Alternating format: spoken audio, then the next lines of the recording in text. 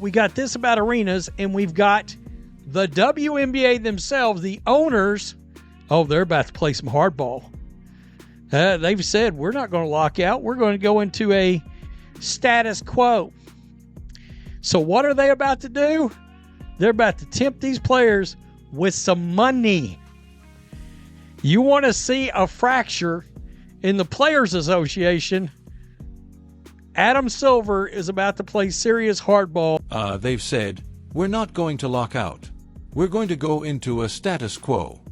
So, what are they about to do? They're about to tempt these players with some money. You want to see a fracture in the Players Association? Adam Silver is about to play serious hardball. Have you ever watched someone smile politely right before they drop a power move? Yeah, that's the WNBA owners right now. They're flexing on the Players Union and getting ready to send out free agency qualifying offers. And this is way bigger than it sounds. Contracts, control, and careers are all on the line. Who benefits? Who gets boxed in? And why does this feel like chess, not basketball? Trust me, this move changes everything. Money talks, BS walks. And though the league and the players have not come to terms on a new collective bargaining agreement, the league and the owners are giving the general managers a clear message. Send out free agent offers anyway.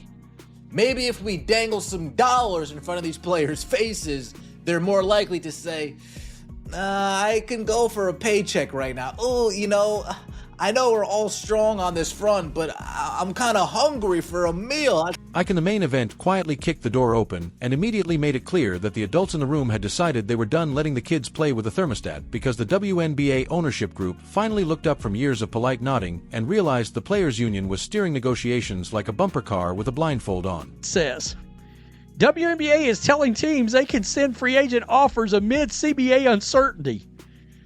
Guys, teams are about to start sending out free agent offers to players. No, you're going to have some players that hadn't been making much money all of a sudden look up and they're like, oh, wait a minute. What now? Once they start seeing actual... What began as a familiar request for better pay has now ballooned into a full-blown exercise in self-sabotage dressed up as moral superiority. And somehow everyone involved seems shocked that consequences are beginning to show up uninvited. At some point, the conversation stopped being about sustainable growth or long-term stability and turned into an all-you-can-grab buffet where nobody bothered to check whether the restaurant was still profitable. So much to me, WNBA telling teams they can send free agent offers amid CBA uncertainty. The league has called every team to tell them they can send offers to free agents during the status quo period. Sources tell Front Office Sports, but players are unlikely to sign anything in this limbo. Now, at first glance, you could be asking yourselves, well, there's no CBA agreement. Why would the owners... The league was handed momentum, visibility, and new fans on a silver platter, and instead of protecting it, the response was to flip the table and argue about who deserved the silverware. That is not leverage. That is a demolition project with excellent branding. The most fascinating part is the confidence with which this approach has been taken, as if an alternative universe exists where other startup leagues magically replace infrastructure, revenue, and relevance overnight. The idea that another league is waiting in the wings to absorb talent, money, and attention has been treated like a security blanket. Despite every available sign suggesting that blanket is made of wet tissue paper, buildings that host games also host concerts, conventions, monster trucks, and literally anything else that signs a check without threatening a labor dispute. When dates are not locked in, those dates get sold. And once they are gone, they do not come back because someone finally felt ready to compromise. Rightly ran organization across our sports in America, the WNBA and WNBPA find themselves at a bit of a standstill as the CBA negotiations, they went unanswered. And we all predicted this, guys. We know that the owners are talking common sense, and common sense isn't registering with female athletes who probably left college with not the best GPA, not knowing how to conduct proper business. This is where ownership stopped smiling politely and decided to play the kind of hardball that does not require a lockout announcement or dramatic press conferences. Instead of shutting everything down, the league opted for a far more entertaining strategy by leaning into the legal framework that already exists and letting the process move forward without a new agreement in place. The result is a chess move disguised as paperwork, and it is remarkably effective. Under labor law, when an agreement expires, certain processes are allowed to continue unless both sides agree to freeze them. And free agency qualifying offers happen to fall squarely into that category. It is easy to take a hard line when the argument exists in press releases and social media posts, but it becomes considerably harder when a player who has never seen serious money is staring at an offer that would fundamentally change their financial reality. Ideology tends to wobble when rent, security, and long-term stability enter the conversation. January the 11th. On this day, we're supposed to have WNBA free agency negotiations happening today. Now, it's supposed to go on from today, I believe, till February the 6th. Now, as of right now, like I stated, we haven't got any update on any free agency news. Now, with that being said, an article has been released talking about WNBA stars reportedly won't sign contracts until CBA deal is agreed. The union's attempt to downplay this development has been predictable and deeply unconvincing, as framing free agency activity as meaningless without a new agreement conveniently ignores how humans react to tangible opportunities. Calling it pointless does not stop someone from doing math. And math is undefeated.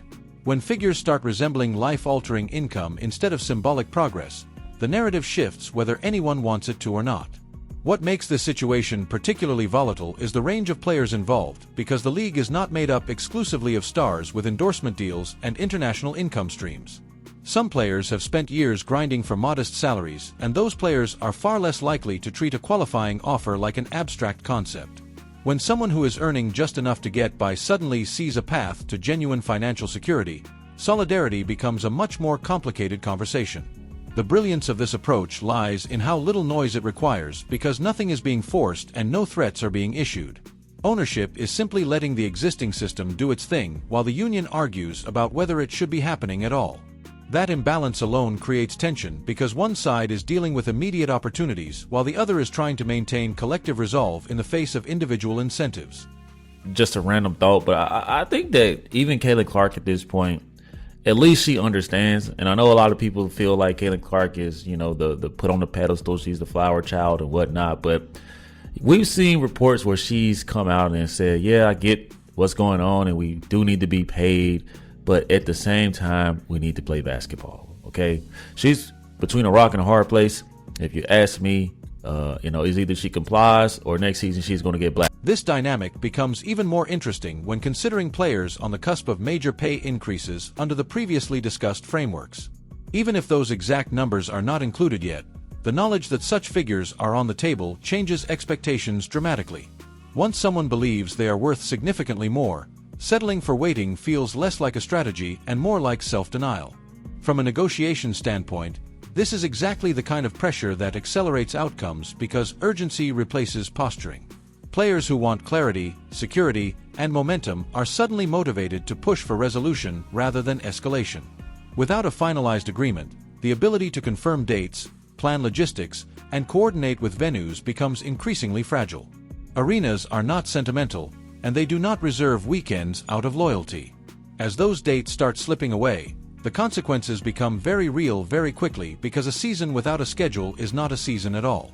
Every lost date increases the complexity of what comes next, and every complication adds cost, stress, and uncertainty.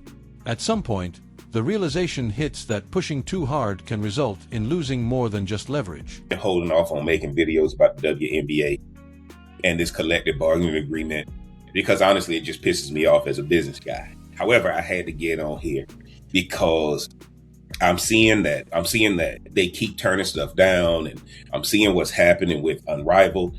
And one of the things I realized, I'm like, why is this thing making me so mad? Why is this stuff making me so bad? In my mind, in the business world, a business should actually create revenue. This is where the irony becomes almost poetic, because the push for maximum control and compensation risks undermining the very platform that makes either possible. Growth does not survive constant instability, and fans do not stick around when everything feels perpetually on the brink. Momentum is fragile, and once it is broken, rebuilding it is far harder than protecting it in the first place. The situation becomes even more layered when considering how the league recently attracted new audiences and attention. Instead of embracing that influx and channeling it into sustainable expansion, much of the public-facing energy has been spent alienating those very fans. That strategy makes sense only if the goal is to shrink the tent while arguing about who deserves the center pole. Younger players and fringe contributors do not experience negotiations the same way veterans do, and pretending otherwise does not make it true. For players with brand ambitions and marketability, the calculus becomes even more complex because team context matters. A qualifying offer from a high-visibility franchise is not just a contract. It is an opportunity for exposure, relevance, and growth. Watching peers experience explosive popularity shifts simply by landing in the right environment has a way of reframing priorities very quickly. When the reality is, the polished turd known as Unrivaled is actually running as a charity. For those that don't know, and judging by the complete lack of attention that this secondary dump is currently receiving, I think it's safe to say that no one knows. Monday afternoon, Unrivaled officially started their second season of huge embarrassing failure. TNT. When a player sees firsthand how association with a prominent team can elevate their profile beyond anything salary alone can provide, the appeal becomes undeniable. At that point, delaying free agency activity stops feeling principled and starts feeling counterproductive. Career windows are short and momentum rarely waits for committee meetings. Ownership understands this dynamic perfectly, which is why the move feels less like a threat and more like a demonstration. By allowing qualifying offers to proceed, they are highlighting the practical realities that sit beneath the rhetoric. Contracts, schedules, and arenas operate on timelines that do not care about messaging strategies. The broader lesson here is that leverage only works when it is grounded in reality, and reality has a way of asserting itself, whether invited or not. The league can survive tough negotiations, but it cannot survive endless instability fueled by miscalculated confidence. This approach does not guarantee a smooth outcome, but it does guarantee progress of some kind because stagnation is no longer an option. Every offer sent creates a new variable, and every variable increases pressure to conclude talks before avoidable damage becomes permanent. And I'm sitting here and we got Caitlin Clark on one hand, and we got Angel Reese on another hand. The female version of Larry Bird and Magic Johnson from my day of being young and watching the NBA grow once they built around those two superstars. But it's clear that the powers that be in the WNBA Players Association don't want to actually generate revenue.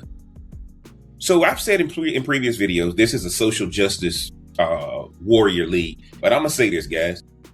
The way the WNBA players want this thing to run is like a Play Club. https Kyatra BS EBXS H5U JAM SIABS JHX Night NN93 YNF 1231 157. In the end, this entire episode serves as a reminder that power moves do not always announce themselves with dramatic flair. Sometimes they arrive quietly, wrapped in compliance with existing rules, and let human nature do the rest. When money, opportunity, and timing intersect, ideals tend to negotiate with reality, whether they want to or not. The owners did not need to shout, threaten, or lock anyone out to make their point because they understood that incentives speak louder than statements. By allowing the process to unfold, they effectively shifted the balance without ever appearing to do so. That is not aggression. It is strategy. As the days pass and more details emerge, it will become increasingly difficult to pretend this is all theoretical. Offers will be weighed, dates will be lost or secured, and priorities will realign accordingly. At that stage, the question will no longer be who is winning the narrative battle, but who is prepared to deal with the consequences of dragging things out. Very extra day without resolution quietly shifts leverage away from collective ideals and toward individual calculations. And that shift does not require anyone to betray anyone else for it to happen. It happens naturally, almost politely, as players begin asking themselves what waiting actually cost them.